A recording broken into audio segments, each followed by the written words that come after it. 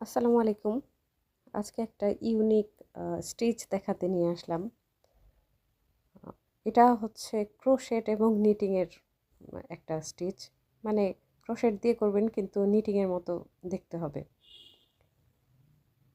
আমরা যারা নিটিং পারি না, দেখা যায় তাদের শখ হয় যে নিটিং এর মতো একটু করতে, কিন্তু না পারলে আর কি করার। তো ক্রোশেট দিয়ে যদি নিটিংটা করতে পারি, ফার্স্টে আমরা স্লিপ নট দিয়ে 10টা চেন করে নেব। যার যেইটা মানে একটা তৈরি করতে যার যতটুকু লাগবে সে ততটুকুই নিয়ে নেবে। আমি শেখানোর জন্য 10টা নিয়ে নিচ্ছি। তো এরপর হচ্ছে পরবর্তী চেন থেকে, মানে 10টা চেন করা হয়ে গেলে পরবর্তী চেন থেকে স্লিপ স্টিচ দিব। প্রতিটা চেনের ভেতর স্লিপ স্টিচ করে দিব। দেখেন এইভাবে